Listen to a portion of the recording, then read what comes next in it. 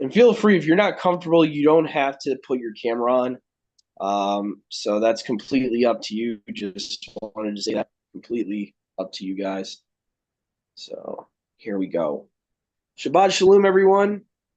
Hope everyone's having a great day in Yahuwah's Shabbat and Yahusha's Shabbat. So today we are going to be going into 2 Kings 12 to 14. And I think I'm going to have my mom read, but I just wanted to do the introduction I usually do.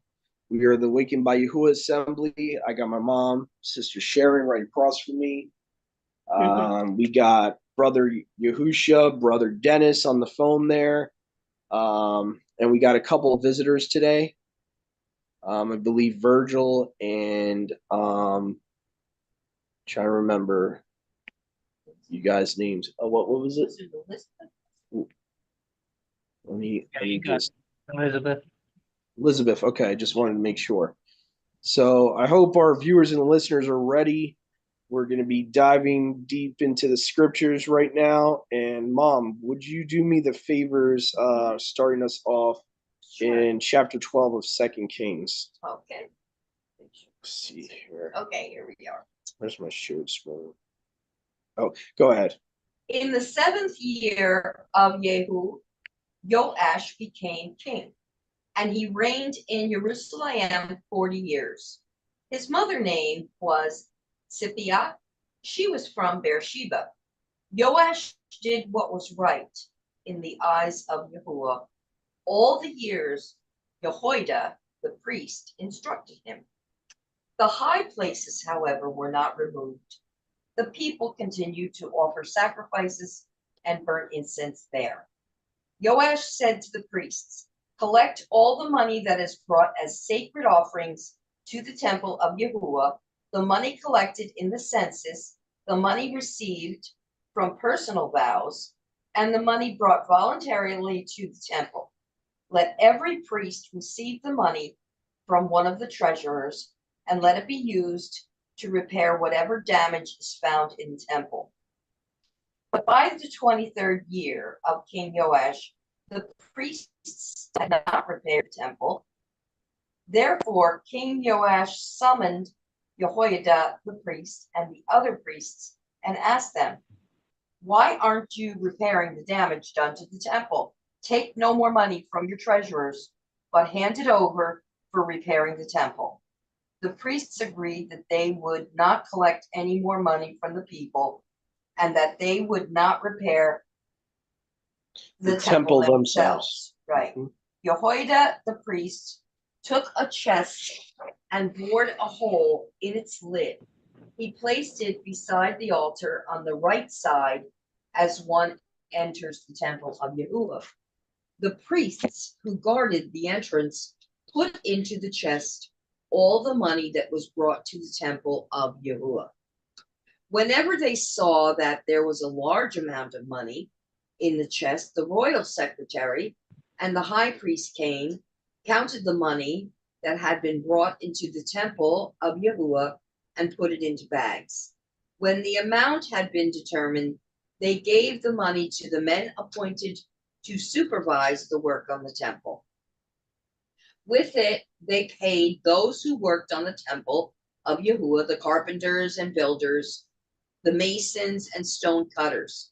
They purchased timber and dressed stone for the repair of the temple of Yahuwah and met all the other expenses of restoring the temple. The money brought into the temple was not spent for making silver basins, wick trimmers, sprinkling bowls, trumpets, or any other articles of gold or silver for the temple of Yahuwah.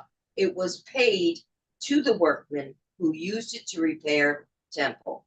They did not require an accounting from those to whom they gave the money to pay the workers because they acted with complete honesty. The money from the guilt offerings and sin offerings was not brought into the temple of Yahuwah. It belonged to the priests. About this time, Hazael, king of Aram, went up and attacked Gath and captured it. Then he turned to attack Jerusalem, but Joash, king of Yehuda, took all the sacred objects dedicated by his fathers, Jehoshaphat, Jehoram, and Ahaziah, the kings of Yehuda, and the gifts he himself had dedicated, and all the gold found in the treasuries of the temple of Yahuwah and of the royal palace, and he sent them to Hazael, king of Aram, who then withdrew from Jerusalem. As for the other events of the reign of Joash and all he did, are they not written in the book of the annals of the kings of Yehuda? His officials conspired against him and assassinated him at Bet Milo on the road down to Silla. The officials who murdered him were Josabad, the son of Shimeath, and Jehoshaphat, son of Shomer. He died and was buried with his fathers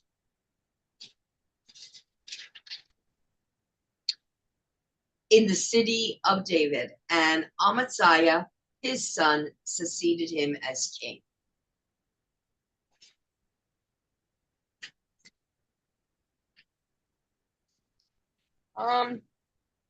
That's it. Yeah, So, what was the chapter really about? it was really about the gifts and the money that they received and how they were used, how they were handled. That was basically what it was about. The fixing, the repairing of the temple.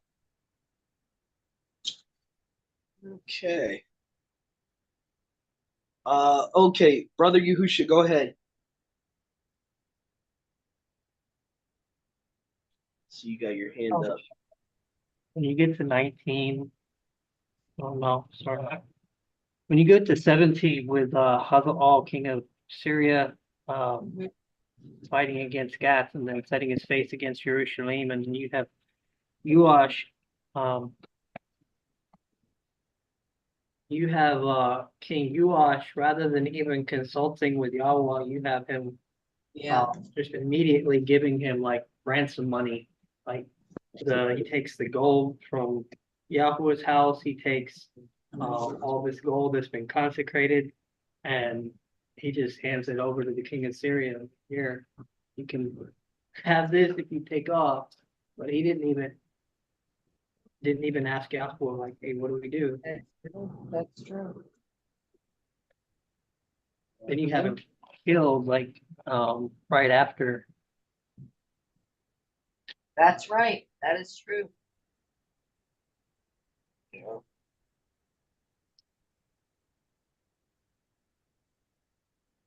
Let me just try to see here.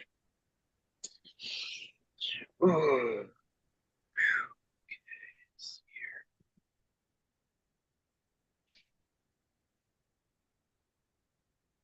No.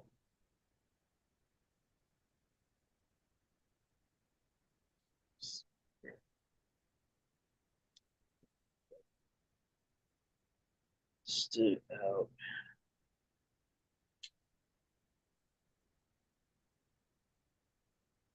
Oh, hey, you had mentioned I think this is the same king that you mentioned, Sharon, last week. Yeah.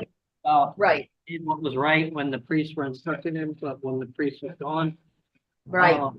I think that might have actually been a different king because I you think have you're right. Yes, you're right. It wasn't what I thought. Yeah.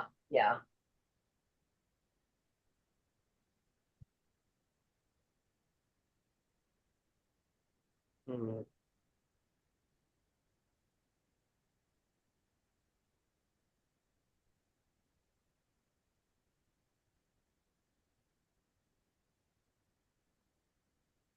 Hmm.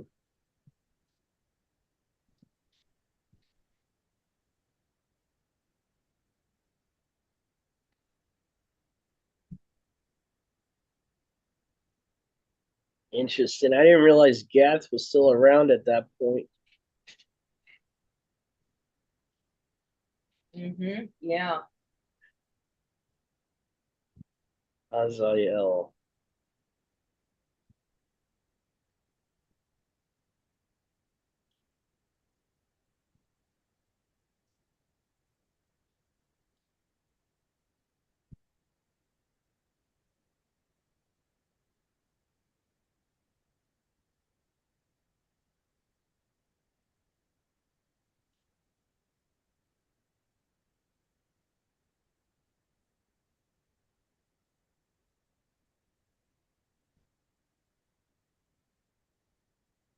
Jehoshaphat. Hmm.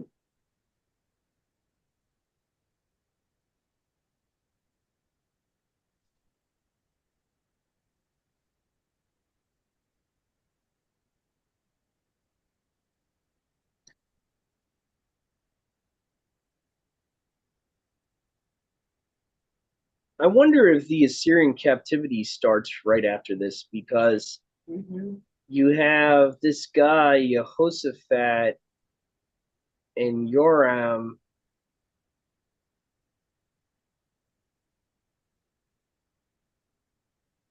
These guys are sending these articles of gold and stuff to the king of Syria. So I'm wondering if that has anything to do with that captivity. Well, I think that's just because of the fact that he attacked Okay. and like and They get exiled in chapter 17. Oh, 17 they get exiled? Yeah. Okay, so we're not there yet. Okay. I figured it was close because Yeah.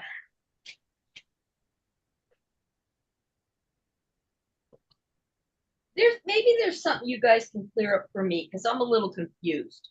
What I just read at the end of that chapter, it said, and Amaziah, his son, succeeded him as king. Now, as soon as you get into the next chapter, it says Jehoahaz is king. Oh, of Yashrael. Okay, never mind.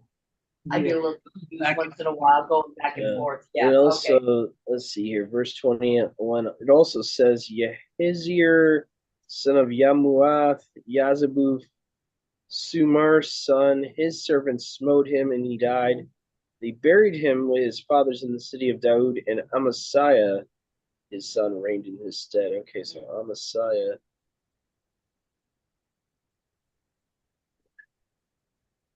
Seems like Azariah is his son. I have a cross reference from First Chronicles 3, verse 12.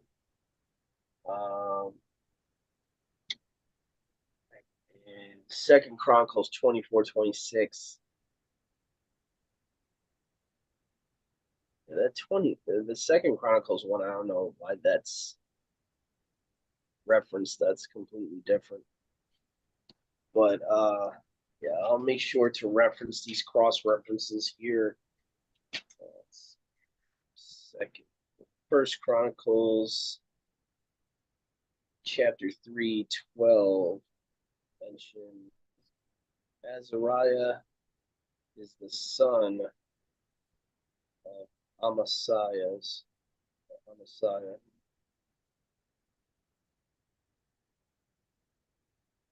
So that's kind of important there. Other than that, I think this is pretty much standard. I found it interesting that you see masons being mentioned, the stonemasons being mentioned. Now, issues the house you spent on it.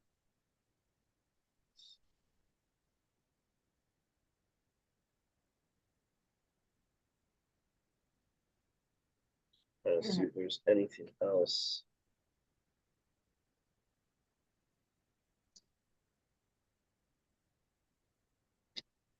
Yes, that's it.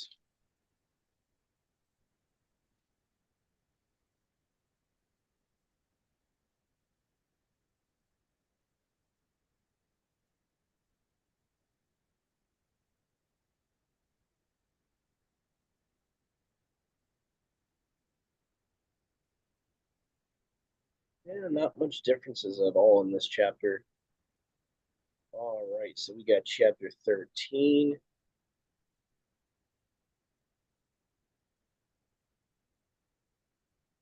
Let's see here.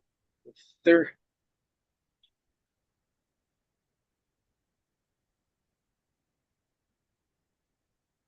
So in the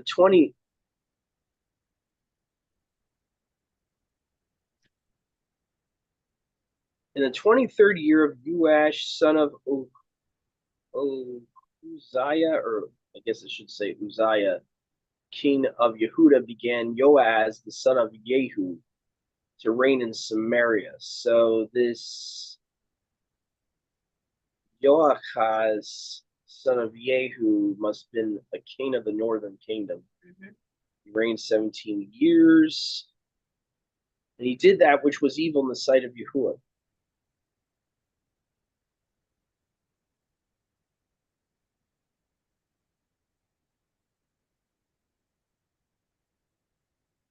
And walked after the sins of Jeroboam, son of Nebat, who led Yashrael to sin. He departed not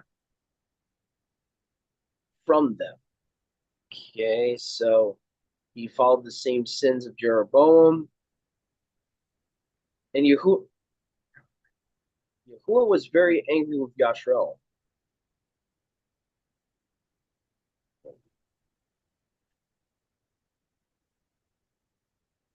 And delivered them into the hand of Azael, king of Syria, and into the hand of the son of Adur, son of Azael, all their days.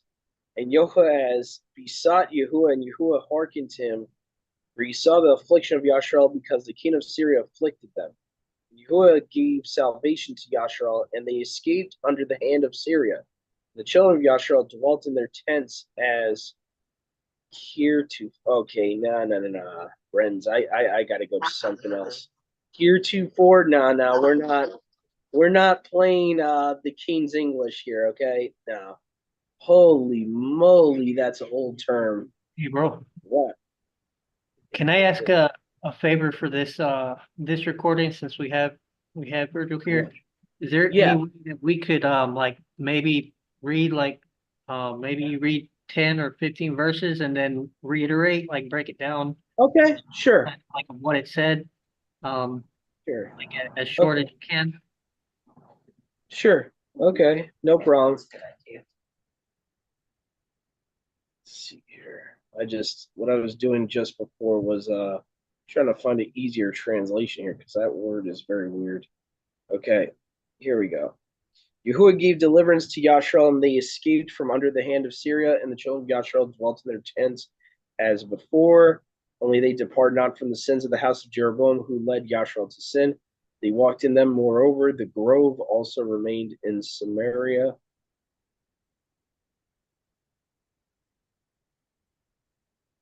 Hold on a second.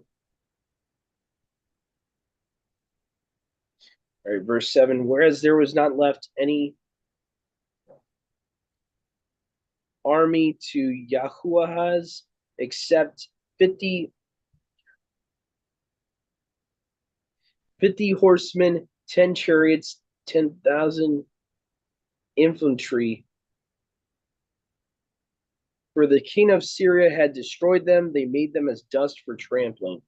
The rest of the acts of Jehoahaz and all that he did and his mighty acts, not these things written in the book of the Chronicles of the Kings of Yashar.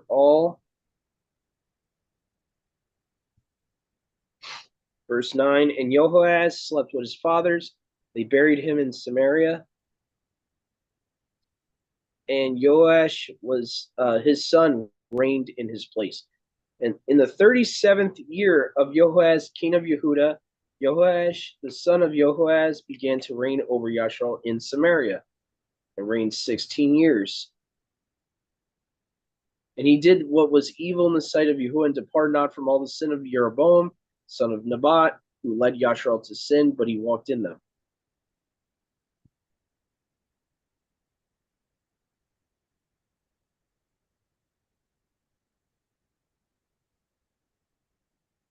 And the rest of the acts of Joash and all that he did in his mighty acts, which he performed together, Amaziah, king of Yehuda, are not these things written in the Chronicles of the Kings of Yashrael, verse 13?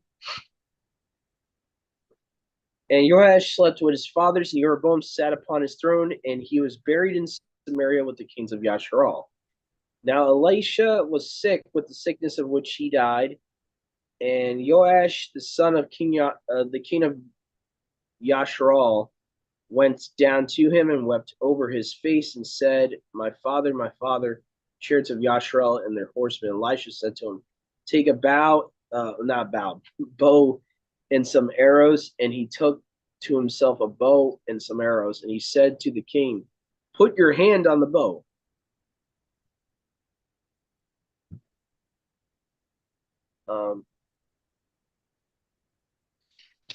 And Joash put his hand on it, and Elisha put his hands upon the king's hands.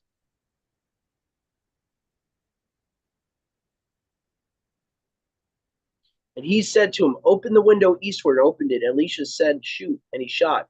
And Elisha said, "The arrow of Yahuwah's salvation, the arrow of salvation from Syria, you shall smite the Syrians in Aphek until you have consumed them." Verse 18, Elisha said to him,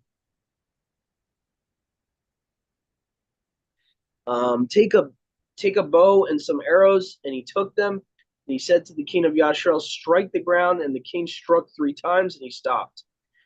And the man of Elohim was grieved at him.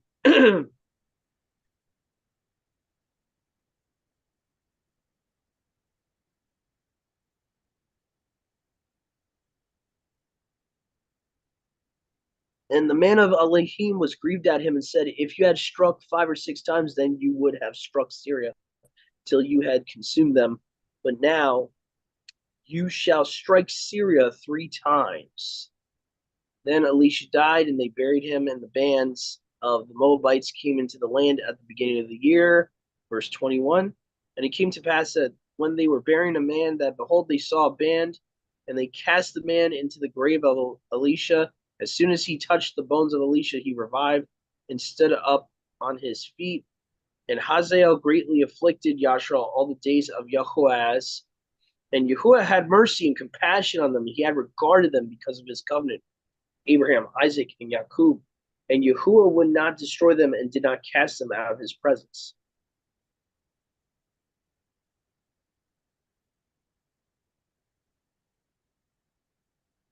And Yahuwah had mercy. Oh, my bad. I already read that. And did not cast them out from his presence. Verse 24. When Hazael, king of Syria, died,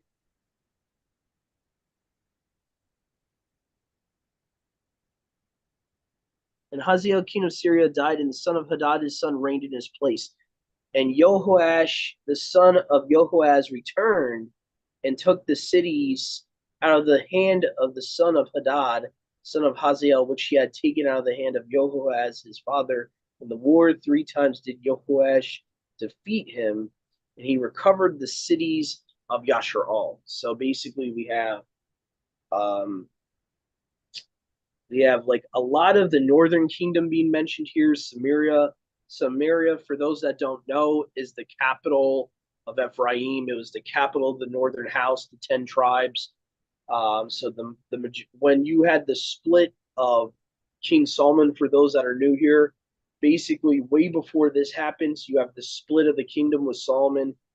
You have Rehoboam getting only basically Judah, Benjamin, some of Levi, and then all the rest of the tribes go to Jeroboam. So Jeroboam really screwed up right after Solomon died. He started becoming apostate. He made 2 golden calves. So when it talks about the sin of Jeroboam here, it's talking about the 2 golden calves. He led Yashrael to sin in that particular way, in idolatry. And it gets really bad at this point. So then you have kings after him, as you see here, it keeps saying that they did not depart from his sin.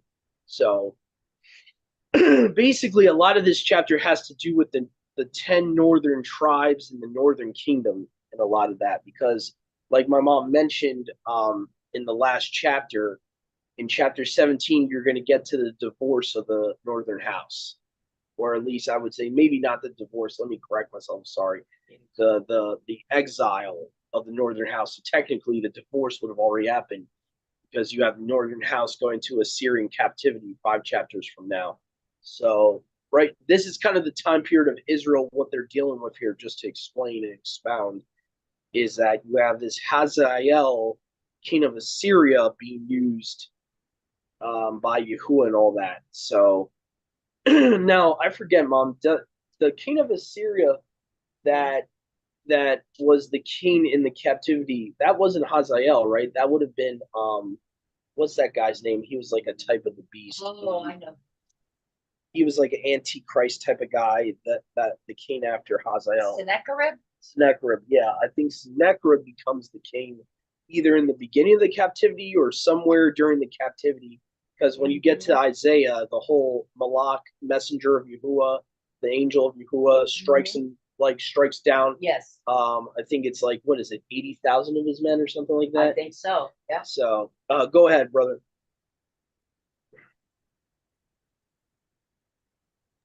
Well, I mean, I guess technically they would be in a form of captivity because it says that he handed Yasharal into the hand of Hazal.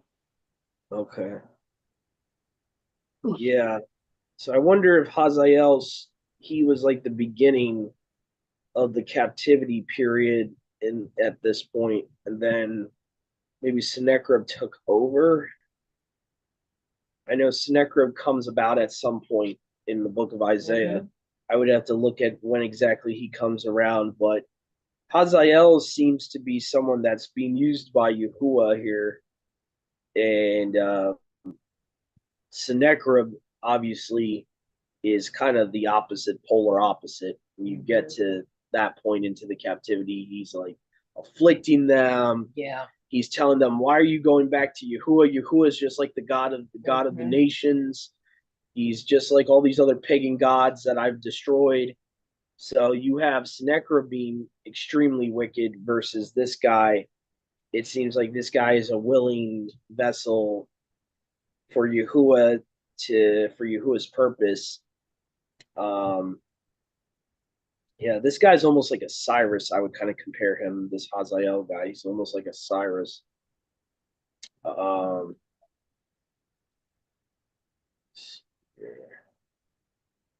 what's interesting though, it says that at this point in time, Yahuwah was delivering them from Syria. So that's interesting. That's interesting. So then we have Elisha dying. That's interesting. So this time period, I guess Elisha would have been still alive, which is kind of interesting. Um,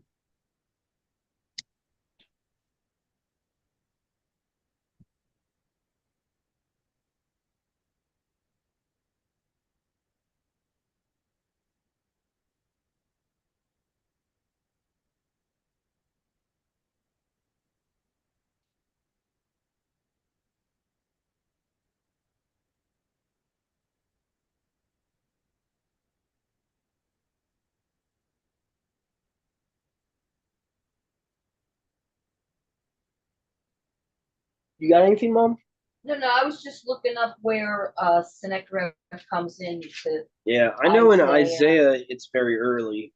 It's I want to look at the time period with Isaiah, how it parallels this. Let's see here. Sennacherib in the book of Isaiah. Well, in 36, he attacked Hezekiah's reign. King Hezekiah's reign, Sennacherib, king of Assyria, attacked all the fortified cities of Judah and captured them. So I was looking before 36. I didn't see but okay, this is what I remembered. So according to the Second Kings narrative, we're about six, well, not a full six, but like about five and a half chapters away from his appearance in Second Kings. Okay. So I would say Second Kings 18, it parallels with Isaiah 36. Okay.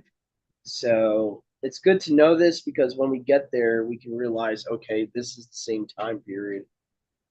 So now, according to this, what I'm looking up online here, Isaiah 1 actually predicted him, which is kind of interesting. So it says that the Assyrian advance on Jerusalem had been predicted by Isaiah 1:1. So what's interesting too is a lot of people at that time thought Sennacherib was going to fulfill the Assyrian prophecy. And some people today actually think he did, but actually, if you look at what actually happened, Micah said that he would actually fully go into Jerusalem, which actually never happened, if I remember correctly. the messenger of Yahuwah, aka Yahusha, pre-incarnate, stopped him. So yeah, so that would be see if I could go to that verse real quick in Micah. Micah 7.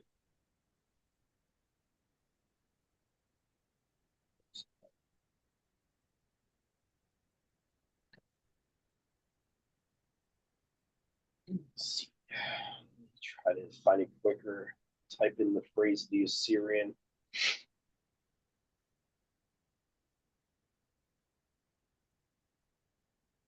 Assyrian. So we have three references here. We got Micah 5:5, 5:6 also, and Micah 7:12. Now, where a lot of people think or claim that Sennacherib fulfilled this, but he really didn't, was Micah 5:5. She shall have peace or shalom when the Assyrian shall come into your land, and when he shall come upon your country, there shall be raised up against him 7 shepherds, 8 attacks of men. Now, number one, I remember learning this from someone else on YouTube. Historically, this doesn't get fully fulfilled. He doesn't fully enter Jerusalem.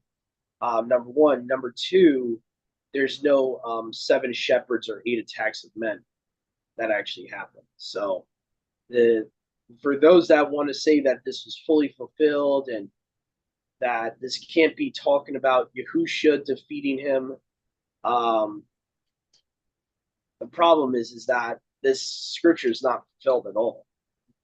So to say that it happened in Isaiah's day would make no sense.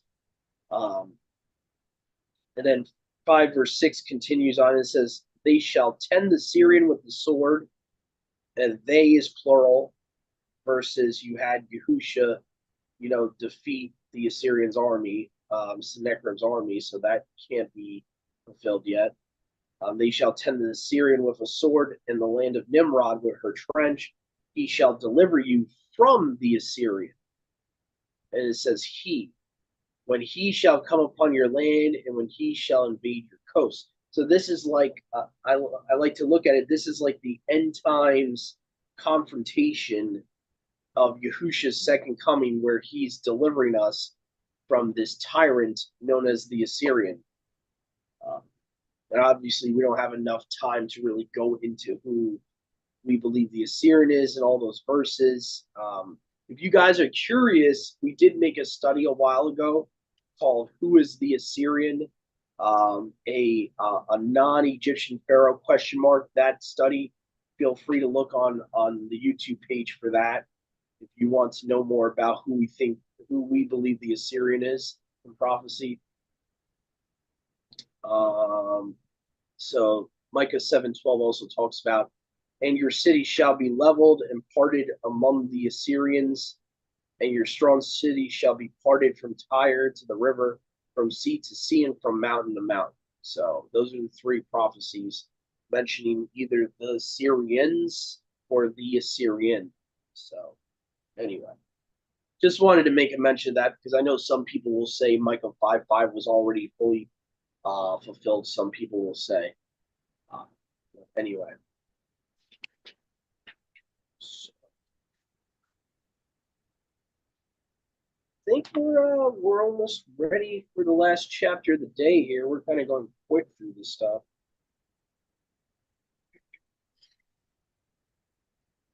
Hey, to your point, on verse 6 where it says they shall attend the Assyrian with a sword in the land of Namrud with their trench. I don't even think they attacked. Did you just mention that? They didn't fight Yeah, him? I kind of was like on the point of in Isaiah, the account in Isaiah is that Yahusha in pre-incarnate form is the only one attacking him. He kills was it 80,000? I think it's 80,000 of Sennacherib soldiers, and then Sennacherib gets scared out. He runs away. Like, he doesn't go really into Jerusalem. I forget exactly what happens, whether it's like he's at the entrance about to go into Jerusalem, and then Malach Yahuwah attacks him. But basically, Yahusha confronts him, and he like runs, he scurries away. He sees all of his men being killed, and he's like, so it doesn't get actually fulfilled. Is kind of the point I was making. Yeah. So there, but yeah, a lot of people will point to that. Probably Jewish people would point to that because they don't want it to be an end times. Because if it is an end times, then it's talking about the Messiah fulfilling it. And it's talking about the Messiah defeating this end times Assyrian character, which cannot be Sennacherib. So, which that means then the beast, there has to be some type of connection between the beast and the Assyrian. So, yeah, it's interesting too. They call Assyria the land of Nimrod. That's another interesting little tidbit there, in verse 6. So they're also calling it his land, which actually goes back to Genesis 10 6 to 8. That it seems like maybe he didn't find Assyria, but he took it over. So where it talks about, depending on your translation, Genesis 10 6, it would say chapter 10 verse 6, it would say from that land. Let's see here, because we got Nimrod, yada yada yada. Verse 11 of chapter 10 of Genesis.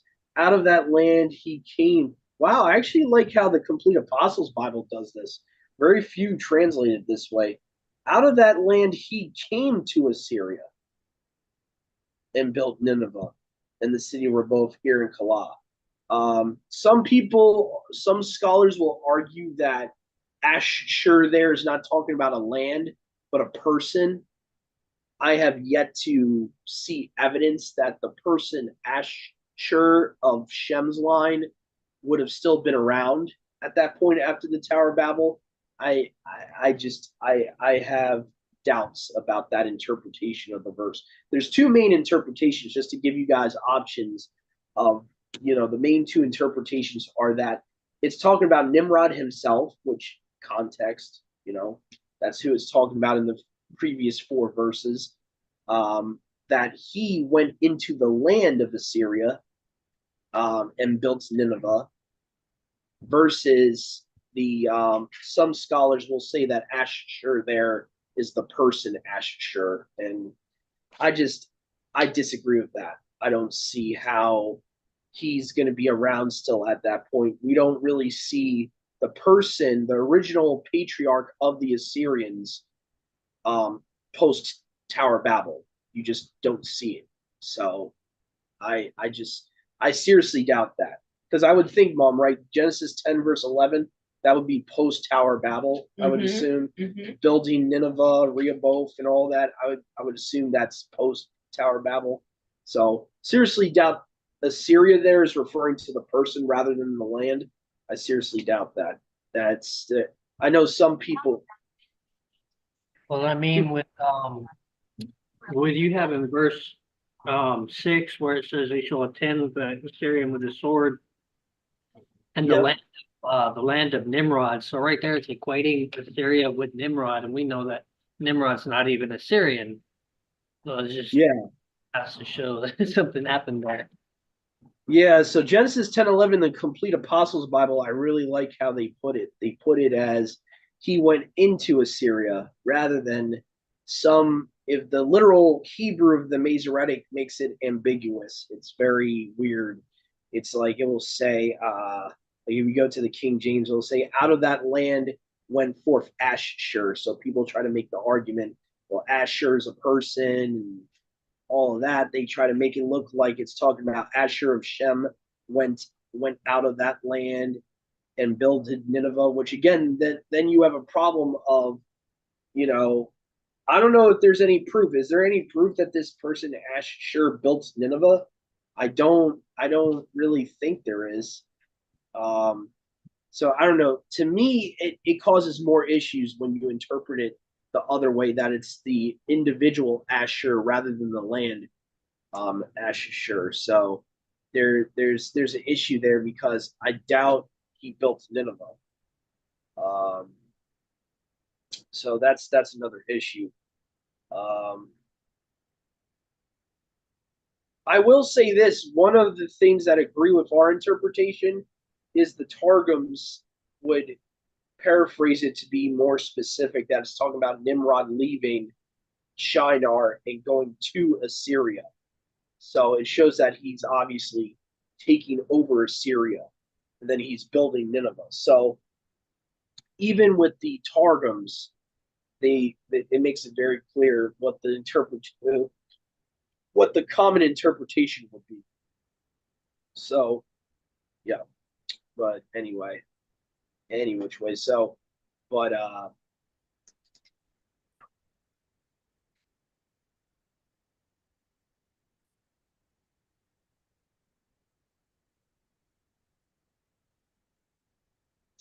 right. So we'll wait for Brother Yahusha to get back here. And I think we're going to do our last chapter of the day. Yeah. So just writing down a note here for Kalos says he went into Assyria. So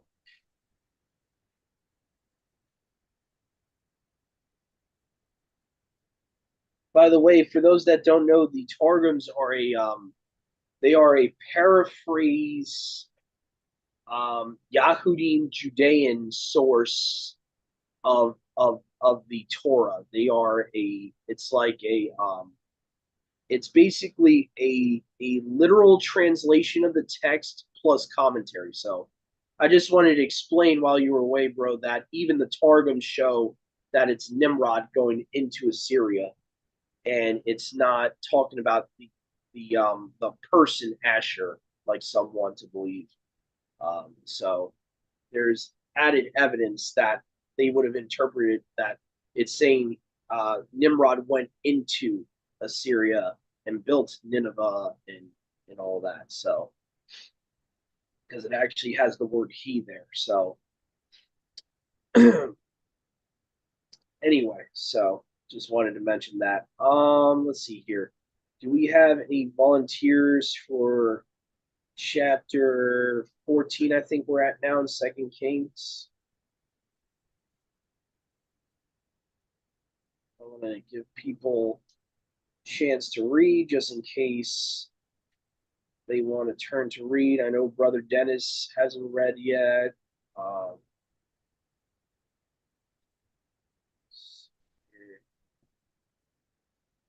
I'll read it. No, if Dennis doesn't want to read.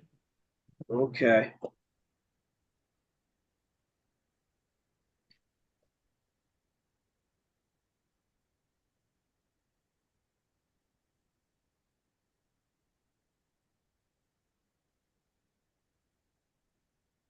Okay. Yep.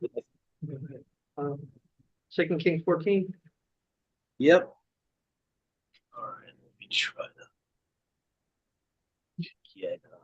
In the second year of Joash, the son of Joahaz, king of Yashrael, or Yahoahaz, king of Yashrael, Amaziah, the son of Joash, the king of Yehuda, began to reign. He was 25 years old when he began to reign, and he reigned 29 years in Jerusalem. And his mother's name was Yahuadan of Jerusalem. And he did that which was right in the sight of Yahweh, but not as did his father. He did according to all things that his father Joash did.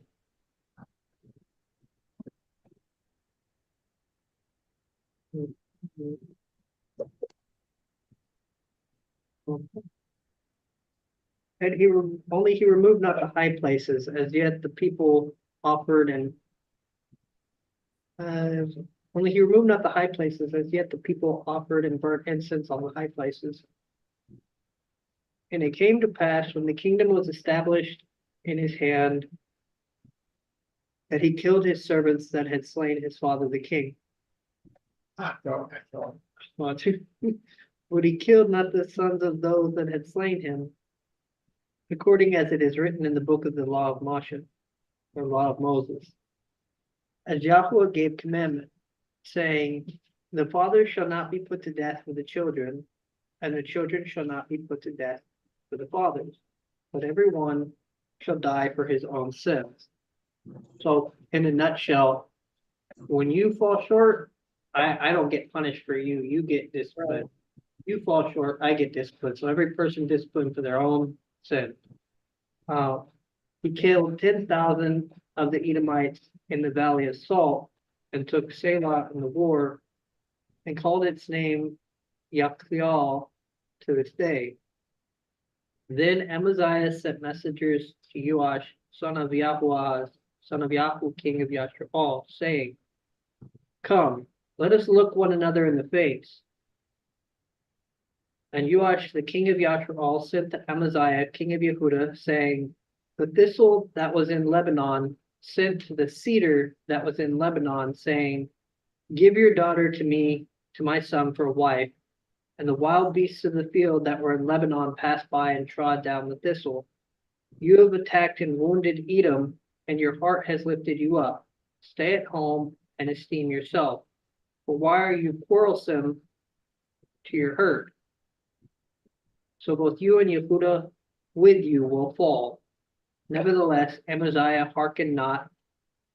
So you have Amaziah winning the battle, and then he's like, "Oh, like I'm big and I'm bad. I'm getting puffed up." And so he goes and he fights another king. The other king says, "Do you sure you really want to come fight me? You think you're big and bad, but I would just kind of stay where you're at, you know."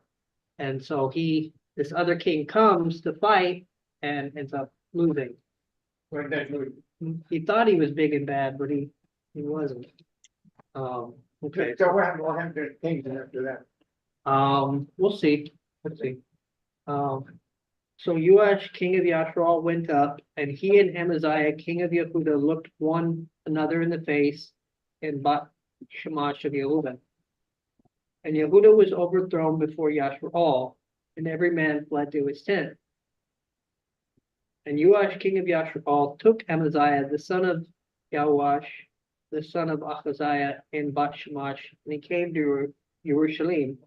And he broke down the wall of Jerusalem at the gate of Ephraim, as far as the corner gate, 400 cubits. And he took the gold and the silver, and all the vessels that were found in the house of Yahweh, and in the treasures of the king's house, and the hostages, and returned to Samaria. And the rest of the acts of Joash, all that he did in his might, how he fought with Amaziah, king of Yehuda, are not these things written in the book of the Chronicles of the kings of Yashraal? And Joash slept with his fathers and was buried in Samaria with the kings of Yashraal. And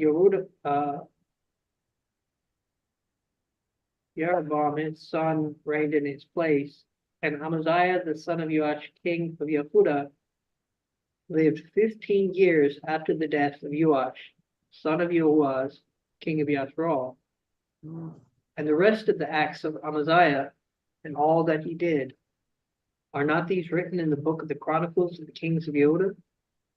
And they formed a conspiracy against him in Jerusalem, and he fled to Lachish, and they sent after him to Lachish and killed him there.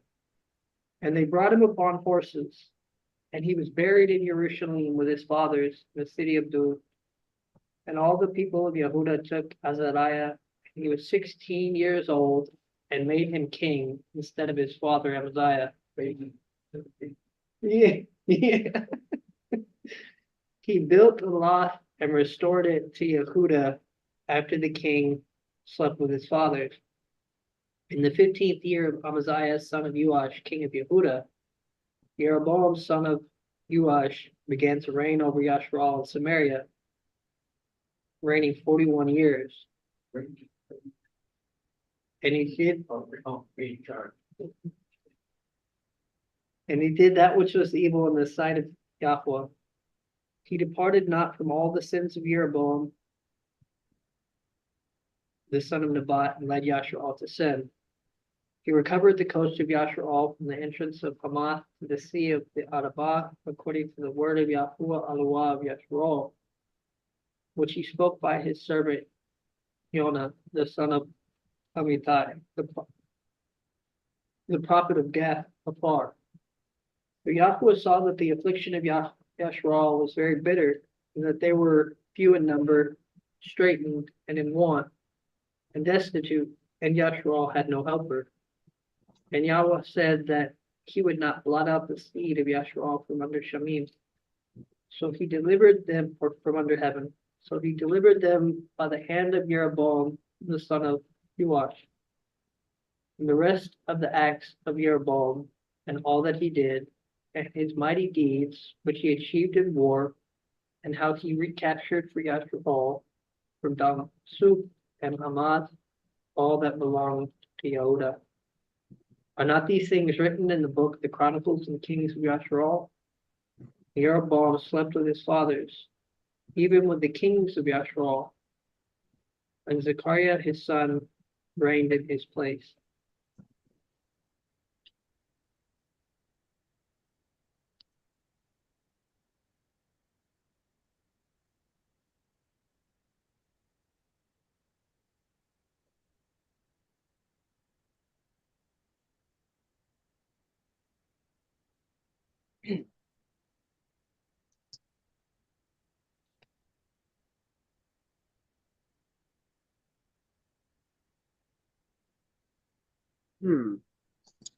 What's interesting, I wonder who this Zachariah is at the end.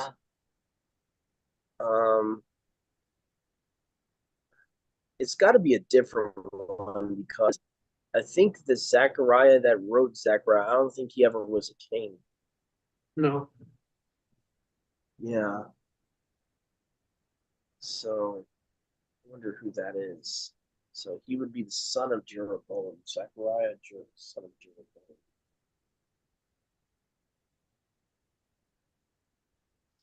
I think it's interesting that you got Joash talking like, I wonder if that was just like common, because you don't see a lot of people. I mean, you see certain people talking like this, but like he responds that this fool that was in Lebanon sent to the cedar that was in Lebanon, saying, "Give your daughter to my son for wife." He's talking to him in a parable. It's an interesting way to respond.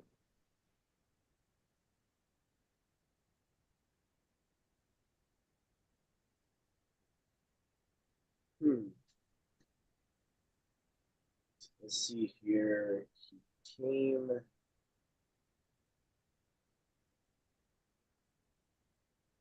What do you think that it would like, okay, so with the kings that aren't tearing down the high places, they're doing everything else right, but they continue to worship in the high places, and yet it says that they did what was right in the sight of Yahweh. You know, not as David did, but they're still doing right, and yet they're not tearing down the high places. Yeah. Not all of that line of The only thing I could think of is culturally, I think the high places were not idols of themselves. The high places would be where the altars were. Like they would be high mountains. So I guess in Yahuwah's eye, it's that they're doing what's right in his eyes, but not fully with their whole heart. Yeah. So they're probably breaking down the altars, the pillars, and building a new altar to Yahuwah on the high place, but they're still using a high place. Mm-hmm. So it's like some strange fire going on then. Yeah, you basically, at the minimum, that's strange fire.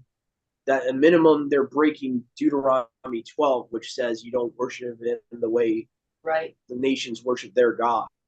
So you're basically you're worshiping him, but in a tampered way. Yeah.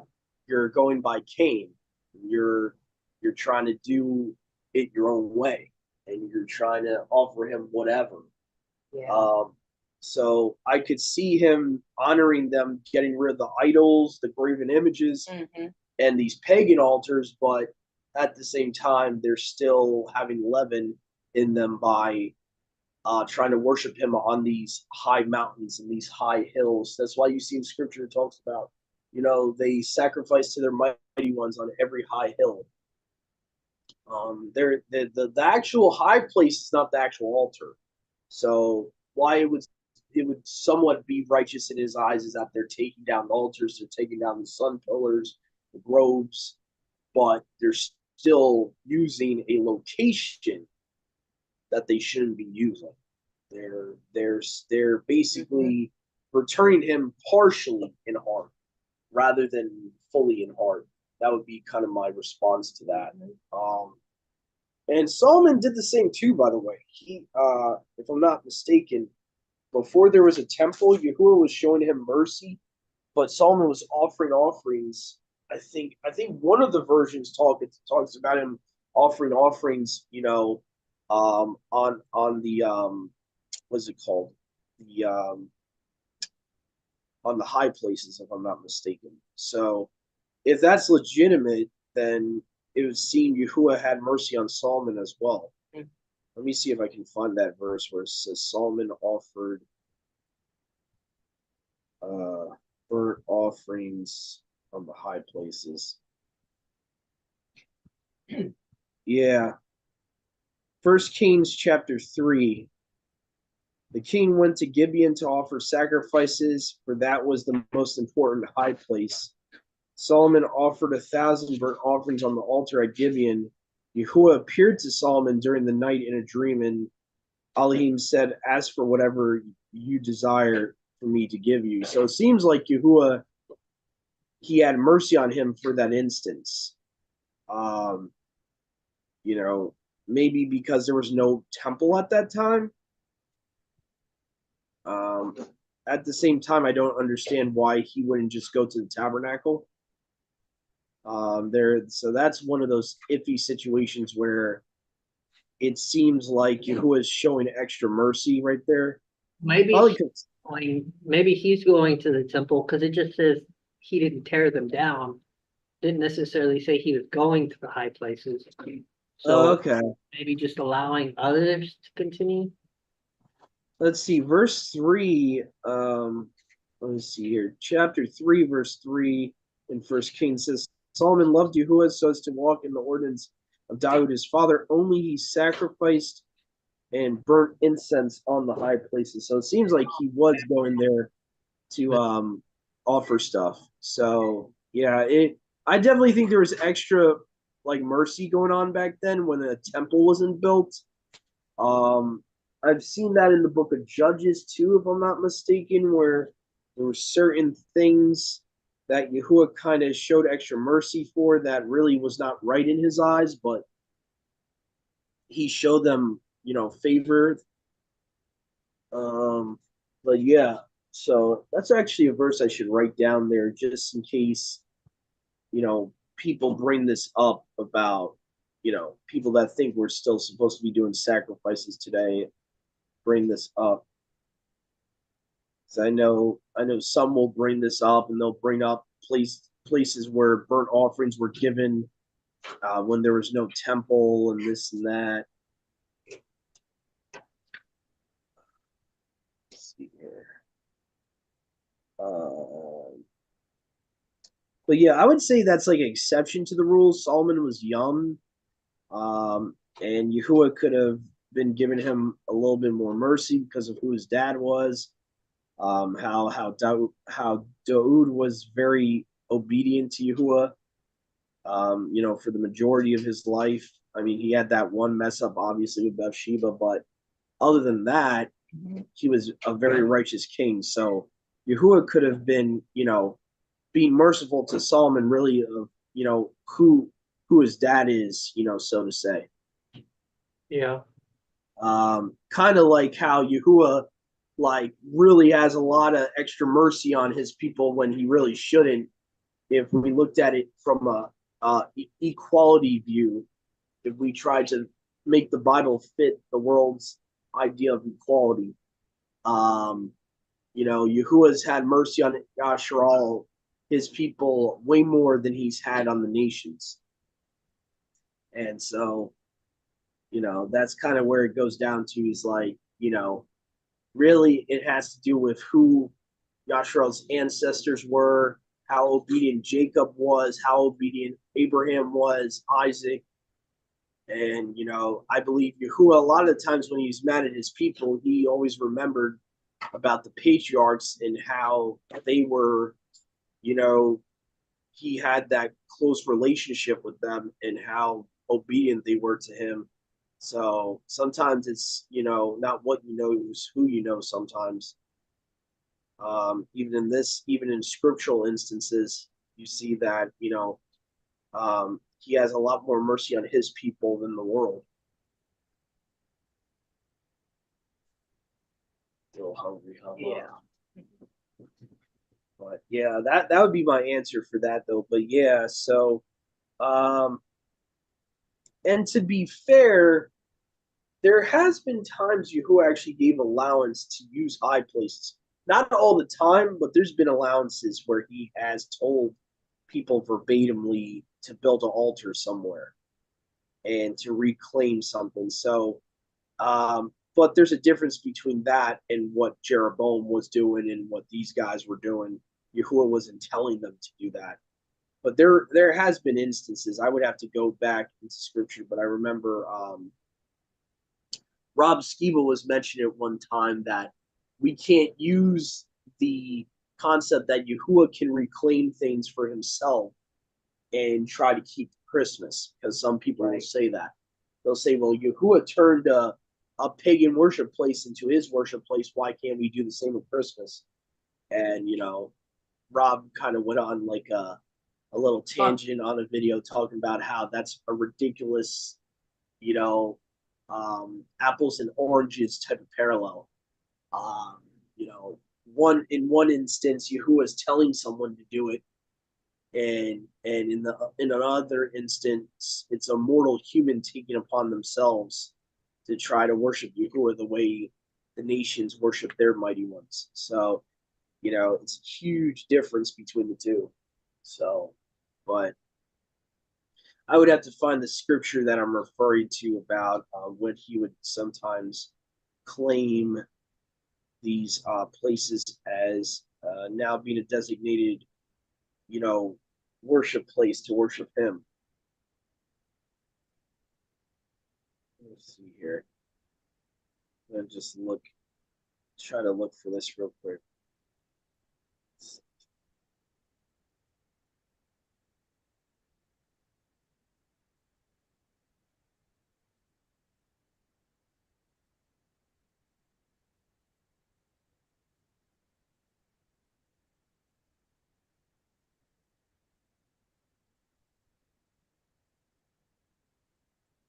It's interesting the lengths that people will go to sometimes to hold on to Christmas.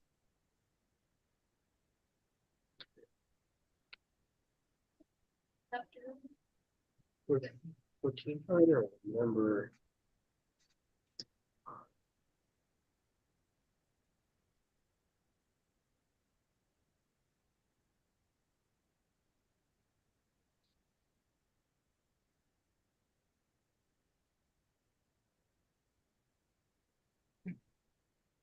Yeah, I can't find it right now. Hopefully, I find it at some point while we're going through all these books that will have all these instances. So I think that's about it as far as I can tell for this chapter. There wasn't much. I got a question. Why do you think that in verse 5 he waited until he became king to slay those that slew his father? Possibly he maybe was worried about the repercussions. Possibly he looked at it as, if I become king, they can't really do nothing to me. So maybe he was looking at it in a way of, if you're in a high authority position like that, it's not like they could come after him. Right. So versus if he's just a regular Israelite that's taking vengeance on his dad, you're going to have like a lot of people coming after him. Yeah. So it's kind of foresight, a little bit of foresight, I guess he used. He figured, okay, if I wait and take my time, it's kind of interesting that Yahuwah doesn't really say anything about this. Because technically, Scripture says you're not supposed to be doing that, unless unless they were murdering his dad, and this was like, this would fall into the command of what is But the they did. culpris? I thought they did murder his dad. I thought they verse Okay. thought they conspired against him. Verse 6. Okay, so yeah, if they murdered his dad, I guess that'd be a different story. That would be like the law of the slayer of blood. Um Now I don't know if the king's allowed to do that, but they're supposed to appoint a avenger of blood that is supposed to avenge shedding of innocent blood. If you go to the book of Deuteronomy, so I could give him the benefit of the doubt. There is a prescribed option in Torah to avenge innocent death, but I don't know if the king's allowed to be that avenger. I don't know. Yeah. That's the only thing that's questionable. It's more of like a personal thing where he's taking vengeance out for his dad. And I don't know if that's righteous or not. I would have to look back because there seems to be scriptures that could support or go against it. You have, I am Yahuwah, vengeance is mine. Uh, the only time I see it being righteous is when we avenge Yahuwah, like Gideon. I mean that wasn't him avenging a dad or a mother. He was avenging his dad, his creator. So it's a very tricky concept. The avenging thing in certain aspects is righteous and is not sin and doesn't contradict Yahuwah's statement of vengeance is mine, but in other ways it would break that concept and be sin if you're avenging yourself. So, for example, say someone kills my mom and I go kill them back in return of them killing my mother. I don't know if that would be righteous. I could, I guess with the law of the Avenger of Blood, like even though technically not being righteous, I'm wondering if if Yahweh allows for it, just with the understanding that there is that bloodlust and that um Yeah. you know I mean, why would there be the rule for why would there be the command for that if Yahweh wasn't kind of just gonna allow it and overpass it? Yeah. Not that Yeah. it's righteous, you should be able to restrain yourself and hand it over to Yahweh, but Yeah. The problem is, the problem with avenging a personal thing like that, it's almost there's no way to do that and not be in the flesh. Because I would be killing that person for selfish reasons. I'd be killing them because they took away my parent. It would have nothing to do with Yahuwah versus what Gideon did is about someone being against Yahuwah and killing Yahuwah's enemies. So it's like, I think and I know you're not saying it's lawful to avenge our parents and stuff like that, but I'm just saying I would not be comfortable doing that, knowing that on my mind, number one, it would be hatred in my mind. It would be hatred. It would be my flesh rising up to kill that person in return. And I don't think there's any righteous way I could see going after that person. I mean, unless maybe unless yeah, maybe go ahead. maybe the Avenger of Blood, I'm actually looking at it from a different angle though. Maybe the Avenger of Blood is not necessarily for the Avenger themselves, but because Yeah, for the person that is fleeing that killed that person on accident. I forgot that is an accidental thing, not a yeah, I think that when it's not accidental and they kill them, like a person is murdered, I don't think that you have the Avenger of Blood law, right? You go and you bring them before Yashar and they're tried and then they're but I'm not sure if the person related to the person murdered if they take the first stone or if they take any stone. Oh no, if it's accidental, the Avengers not allowed to touch them for a certain amount of time. Right, right. They're actually their life is saved. So the Avenger can't even touch them if it's accidental. Now, if it's like laying in wait, the law says they need to be killed.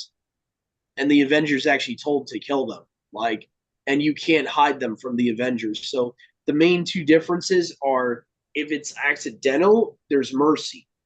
If it's intentional, Yeah. it's life for life. Well, that's what I mean, like if a person comes and murders your mom, then Yeah. it was intentional. And so Yeah. you're now commanded to Yeah. take vengeance on them. Not necessarily vengeance, but destroying sin out of the camp. Although Yeah. it would be hard to do without Yeah. personal feelings, like you said. Yeah, I think that's why they pick a specific Avenger for the whole community so that it and I think they would pick it in a way that so that if the person it happens to can't be the Avenger. Like it can't there can't be any personal feelings in it for that person to be the Avenger. Because then like you said, it's a conflict of interest where now you're rising in your flesh and all that. I think what they did usually, according to the command in Deuteronomy, was they would pick one sole Avenger for the whole community. So it was almost impossible for it to be a personal thing to where if someone was murdered, that Avenger would go seek them out and kill them. Um, I think in those type of situations they would probably have to go before the court before the Avenger is sent and make sure the Avenger probably there was no emotional attachments. Because if there was, then that Avenger possibly, would be acting out, with personal feelings in their flesh to to kill that person and all that. So there had to be some type of rules around it that made it specifically that it was to stomp out, like you said, the evil out of the camp. But But no peers, only jury of strangers. yeah, yeah, it couldn't be like just like when you pronounce a judgment on someone, even in secular court, if you know the person, you're excluded. Like they look at that as a conflict of interest. They're like, no, if you know this person, we can't have you as part of the jury. Can't. I would say that's similar to the biblical understanding of the Slayer. When the Slayer of blood flees, you have to have this Avenger have no emotional attachments to the crime, that so that their judgment isn't skewed, so to say. That would be my assumption. And usually they picked one general Avenger for these cases. They would never have it random where it's the person that it happened to.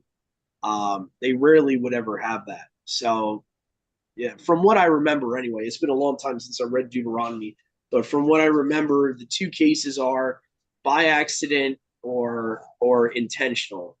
And intentional is actually what, for those of watching that are still confused about the difference between killing and murder, because I noticed that even on social media now, there's a lot of people that still don't understand the difference and think that the Bible says do not kill. Murder is like when you're lying in wait for someone. Okay. So back in ancient times, what would happen? And Yahuwah even described this, that this is definition of murder. You're actually luring someone to their death intentionally on purpose. That's murder.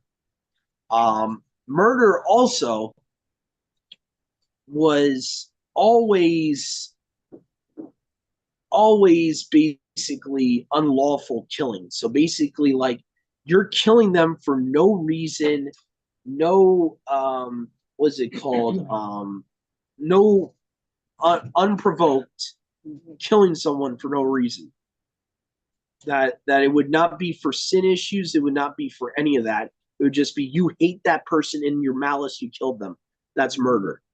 That's what Yahuwah considers murder. Hence why Yahusha says, right, if you hate someone in your heart, you're already killing them, or you're already murdering them. Sorry, I meant to say murder, not kill. So the reason why we can mentally, spiritually commit murder in our heart is because murder is not just taking a life of something. It is with malicious intent taking a life. So, for example, killing an animal for food is not murder. It's just killing an animal for food. Okay? So, a lot of people think that the 10 Commandments say do not kill. If the original text says do not kill, we would have to be pacifists and we would have to be hippies. And we could never go to war. So, obviously, Yahuwah is not a hippie. Yahusha is not a hippie. So, he's not telling you you can never, ever, ever kill anyone or anything. He's saying do not murder, do not commit unlawful killing or unlawful taking of someone's life. So that's what we're kind of talking about here, the difference between killing and murder. They're not the same thing.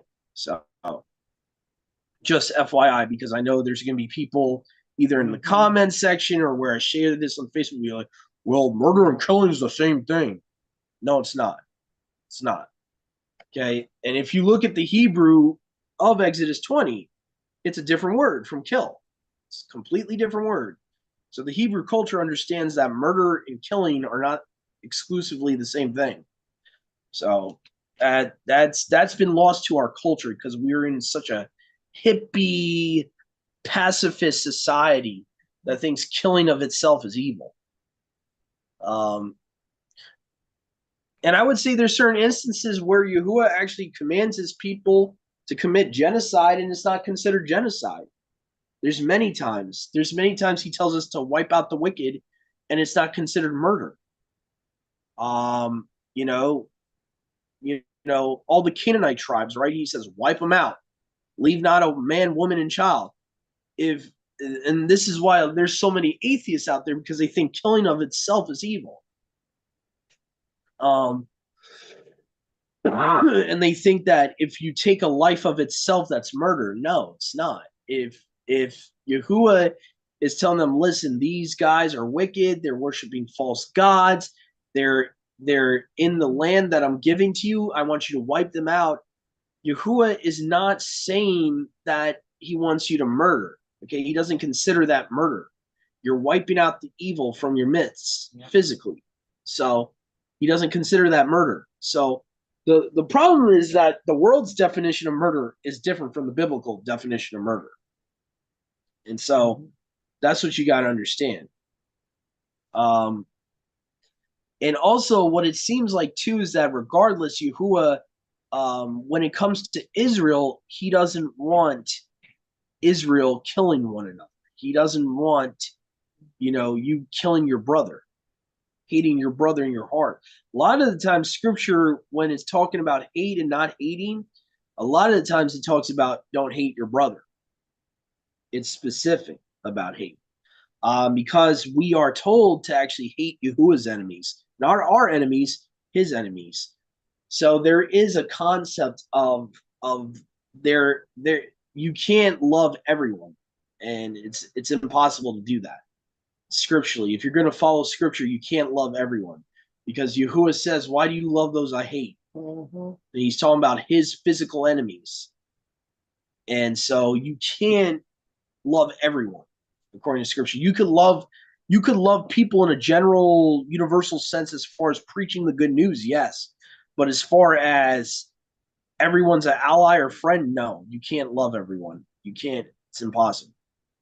And he never commands us to love everyone. That phrase, love everyone, is nowhere in the Bible. I mean, please correct me if I'm wrong, but I've yet to see it in one verse in the Bible. It says, love your neighbor as yourself, love your brother's your neighbor, your fellow believer's your neighbor, okay? And love your enemies. Those are the two groups he tells you to love, that he commands you to love. Does not say love his enemies, and he does not say love everyone. So that's a whole nother topic for a whole nother day. But there is a distinction. There is a distinction. So just to explain that. And I'm not, I want to clarify because I know people are going to misstrew my words. I'm not saying going out and killing people. I'm not saying that. I'm not saying kill people for no reason. I'm not saying that. What I'm trying to show, though, is there's instances in the Bible where even genocide that Yahuwah commands them to do, wiping out the wicked like the Canaanites, he does not consider that murder. Because if he did, he would be telling his people to sin. And they're not. So there's also a context to what biblically murder is in Yahuwah's eyes versus what we've been taught, that killing equals murder. It's not exactly the same thing. So that's all I was trying to say. But I know a lot of people, because they don't know what murder is biblically, not according to the world, but biblically speaking, this is why they reject the Bible. Because you're not going to be able to get around it, guys. Yahuwah gave certain tribes to the Israelites to wipe out, and that includes women and children. So when atheists come up to you, you got to know how to defend this faith. Mhm. You got to know how to reason with them logically. Be like, listen, first of all, no offense, sir, ma'am, whoever they are, you're taking stuff out of context. You're taking isolated verses without the proper context. Okay. Also, we don't have time today to speak on about these tribes that they were supposed to wipe out, but these tribes, a lot of them were not even human. Okay, that's a whole nother topic for a whole nother day. So, but go ahead, Mom. What I wanted to say is we can see there are times when Father allows us to see the reasons why he feels that way and why he tells us to do that. Because if we look in the time of the judges, because they did not do that, look at all the problems that came upon them. They had more mercy than they should have had in wiping out those nations, and all the horrible trouble that came upon them because they did allow those people to stay, and they did try to work with them, try to compromise with them. And in the end, it brought nothing but horrible trouble upon Israel. So I just wanted to make that.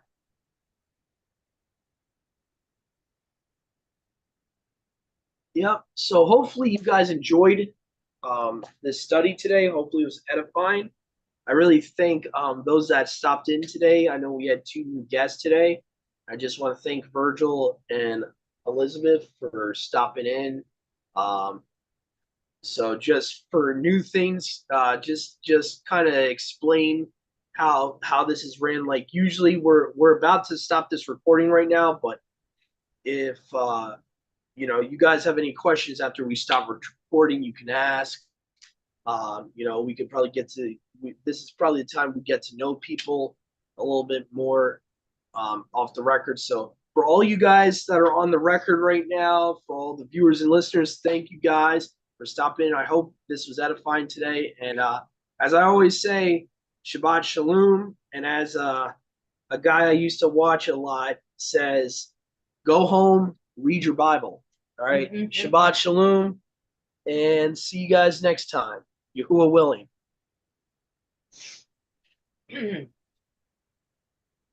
Stupid thing doesn't want to stop. Come on, phone. What are you doing? Killing me here.